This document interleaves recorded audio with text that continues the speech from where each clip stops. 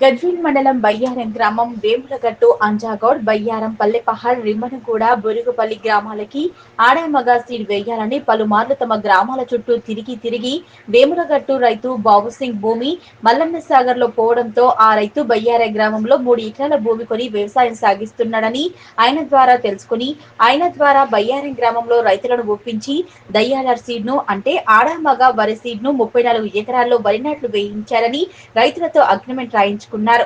ఈయన రాయించుకున్న ఒప్పందం ప్రకారం 70,000 రూపాయలకు రైతుల ద్వారా ఒప్పందం రాయించగా వరి నాటు వేయించగా రైతులకు 6 నెలలకు గాను పంటకు జరిగే ఖర్చు 82,000 రూపాయలు అవుతుందని, తమ అగ్రిమెంట్ కంటే వ్యవసాయం ఖర్చు ఎక్కువైందని, తమకు ఖర్చైన డబ్బులు తమకు తిరిగి ఇవ్వాలని వేములగట్టు అంజాగౌడ్ ను కోరినట్టుగా డిమాండ్ చేయగా అతను రైతులను బెదిరించి తమరిని పోలీస్ స్టేషన్ లో కేసులు పెట్టి తమరిని బెదిరింపులకు గురి చేస్తున్నారని తెలిపారు.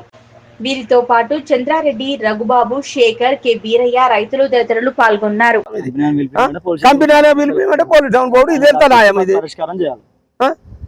ఎట్లా బతకగలగాలి ఇప్పుడు? ఎట్లున్నది పరిస్థితి?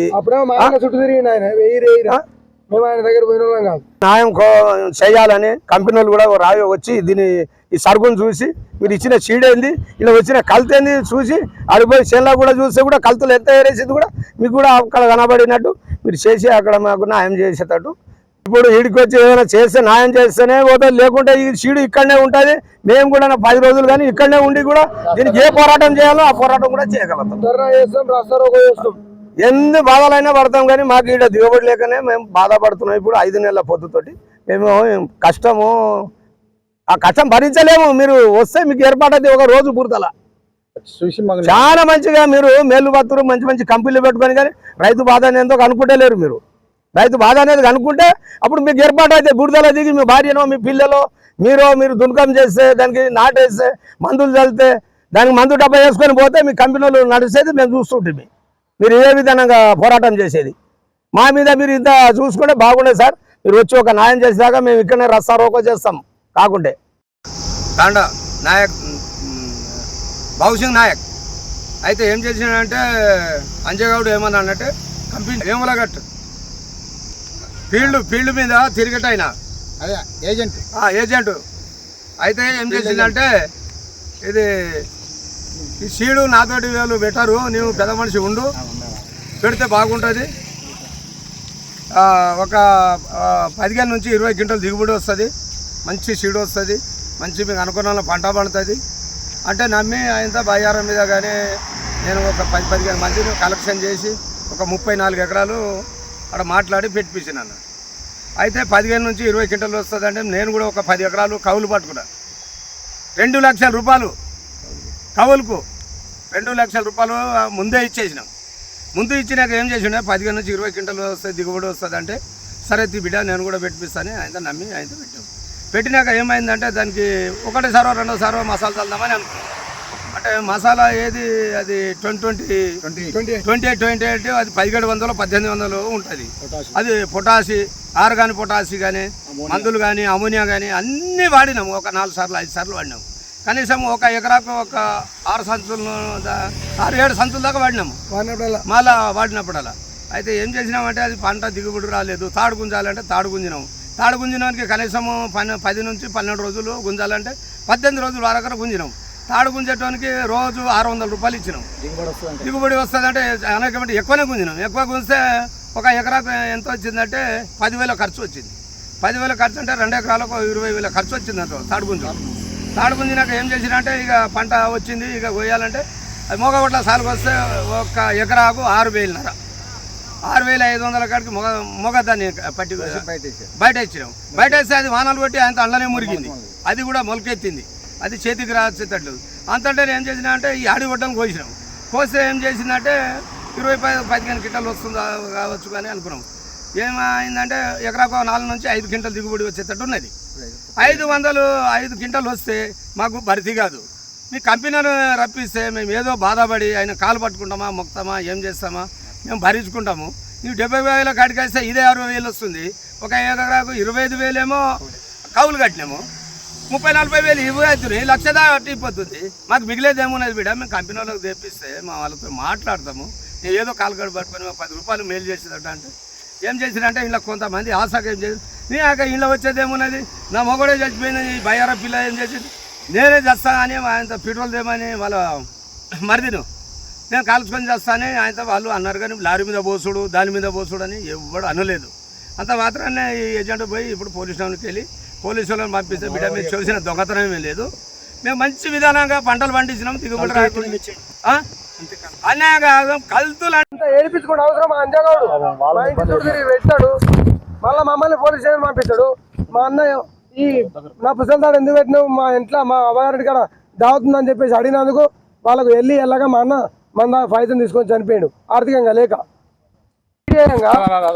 అనేసి వేమ్లఘాట్ అరండార్ కాలనీ అంజగౌడ్ అనే వ్యక్తి మా దగ్గరికి బయ్యారం ఒక 50 సార్లు తిరిగిండు మేము పెట్టాం మేము లోకల్ వరే వేసుకుంటామని చెప్పి మేము కరాఖండిగా మాట్లాడినాం ఇతను ఆయన ఫ్రెండ్ అని చెప్పేసి మా ఇంటి దగ్గరకు వచ్చి ఈయన మల్లన్న సాగర్ ఆయన భూమి పోతే మా బయ్యారం ఊర్లో ఒక 3 ఎకరాలు కొనుక్కున్నాడు ఈయన తీసుకొచ్చి ఎట్లా ఒప్పించి 34 ఎకరాలు వేయించిండు మా వదిన పుస్తలు తాడు బ్యాంకులో పెట్టిండో ఎక్కడ పెట్టిండో మా అన్న చనిపోయినా ఎక్కడ ఉందో కూడా ఇప్పుడు దొరకలేదు మేము నా పుస్తలు తాడి మా అమ్మగారింటి పోయిందని చెప్పి గొడవ పడితే లేదు వచ్చా కాదని చెప్పి అంటే ఈ సీడీయంగా మా అన్న మంతా చచ్చిపోయింది ఇప్పుడు మేము ఏం చేయలేని పరిస్థితి అక్కడ పైసలు రావా ఇప్పుడు నా ఏం లేవా అని చెప్పి బాధ భరింపలేక ఆయన మందా పైసలు తీసుకొని చనిపోయాడు ఆ మందు కూడా అక్కడ కొట్టింది ఇప్పుడు ఆ గడ్డి చనిపోయిన గడ్డి కూడా చూపిస్తాం ఆ పొలం చుట్టూ మీరు వచ్చి తీసుకోవచ్చు గవర్నమెంట్ పరంగా మీరు వచ్చి న్యాయం చేసేంత వరకు ఇక్కడ రాష్ట్రంలో చేస్తాం ఇక్కడ ధర్నా చేస్తాం ఈ సీడ్ కోనియం ఈ లారీ కోనియం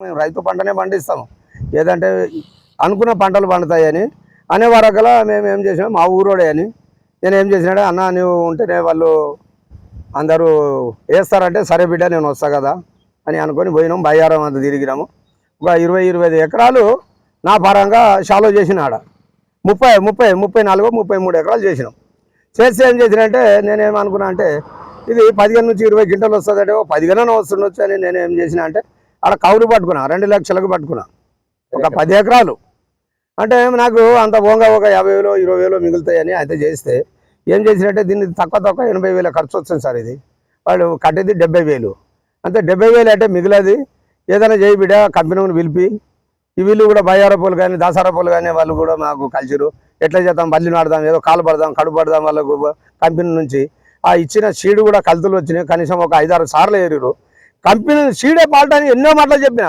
ఒక్కొక్క రోజు 10-20 మంది వచ్చి కలుతులు ఏరుడు అరే ఇది లోకల్ వరి అయినా ఇంత కలుతు లేదు ఈ వరి కంపెనీ సీడు పాల్ట అంటే కూడా గట్లే ఉంటుంది గట్లే ఏరాలంటే గట్లే ఏరుడు మరి ఏరితే ఎవరు పెట్టుకోవాలి వాళ్ళు పెట్టుకోవాలి కదా మేము ఎందుకు పెట్టుకోవాలి ఇప్పుడు దిగుబడి వస్తలేదు బిడ్డ ఏదైనా చేయగానే ఎంతో వాళ్ళకు పిలిపించి మనకు ఒక న్యాయం చేస్తారు కంపెనీ వాళ్ళది వాళ్ళనే ఈ పొరగాళ్ళందరూ న్యాయం చేస్తారు సార్లు వచ్చి అని అంటే ఇప్పుడు ఏం చేయడం ఒక పిల్లగాడేమని అక్కడ మాకు ఏం మిగులుతలేదయా మేము బంధాలు పోసుకొని లేకుండా పెట్రోల్ పోసుకొని వస్తామనే వరకల ఆయన ఏం చేసిండే నాకు సోపదిగాడు అది పోలీస్ స్టేషన్ పోయిండు ఏజెంట్ పోలీస్ స్టేషన్ పోతే మేము దొంగతనం చేయలేదు లంగతనం చేయలేదు మేము రైతులం కదా 5 నెలలు అవుతుంది బురదల దిగుబడి బురదల బాధపడుతున్నాము ఇంకా పోలీస్ స్టేషన్ పోయి ఏం చేస్తాము రైతులు ఏం మిగులుతుంది కన్నీరే మిగులుతుంది ఏం మిగులుతుంది రైతుకు ఎంత పేదగా ఏం మిగులుతుంది 6 నెలలు 5 నెలలు ఉద్ర కష్టం చేసినాం ఇప్పుడు కూడా చిట్టులో బిట్టులో ఉంటాయి పంట చిట్టులు పెట్టుకుంటారు మళ్ళీ రైతు ఇప్పుడు సాగుబాటు చేసుకుంటారు మాకు పైసలు కావాలి మాకు తొందర పైసలు ఇవ్వాలంటే మేము నెలకి ఇస్తాము ఇంకా 40 రోజులకి ఇస్తాము 40 రోజుల దాకా సగం కాలం పోతుంది రైతు ఎట్లా వెళ్ళాలి రైతు పరిస్థితి ఎట్లా అని మేము కొంచెం ఆపితే ఇప్పుడు ఎందుకంటే లారీ ఇక్కడనే నిలబడేది మేము ఇక్కడనే ఉన్నాం గవర్నమెంట్ కొంచెం న్యాయం చేసి ఈ ఫీల్డ్ మీద కూడా ఇప్పుడు కంపెనీ వాళ్ళు కూడా వచ్చి ఒక న్యాయం చేయాలి ఇది చాలా కల్తీత్రం ఇది ఆడపోయి చేనులో చూస్తే ఎప్పుడు కూడా కల్తలు కనబడుతుంది కానీ రూపాయికి ఆటాన మందం తీసేసి వాళ్ళ చాలా కల్తలు వచ్చినాయి బిడ్డ ఇది ఎల్లకను వెళ్ళి ఒక దగ్గర అప్పులు నమ్మిన దగ్గర అప్పులు తీసుకురు ఆ భూమి కాగితాలు పెట్టరు ఒక్కొక్కరు ఎవరు భూమి లేనివాడు కౌలు పట్టుకున్న వాళ్ళు పుస్తల తాడు కూడా పెట్టి ఆయనతో తెచ్చి ఇప్పుడు బ్యాంకులను ఎవరినో మార్వాడల దగ్గర పెట్టి కూడా కుదబెట్టి కూడా తెచ్చుకొని పెట్టుకుని ఇప్పుడు పుస్తల తాడులు పోయినాయి కష్టం పోయింది ఇప్పుడు శాతం మిగిలింది ఎడుపు మిగిలింది ఒక గవర్నమెంట్ కొంచెం కంపెనీలైనా న్యాయం చేసి ఏమైనా ఇస్తారని మేము చాలా బతిలాడుకొని వాళ్ళకు పదో మొక్కుతున్నాము మా రైతు బాధనేందో కనుక్కోవాలి గవర్నమెంట్ కూడా చూడాలి మీ మీడియా ద్వారా కూడా మాకు ఒకటి సాయం చేయాలి ఎట్లా బిడ్డ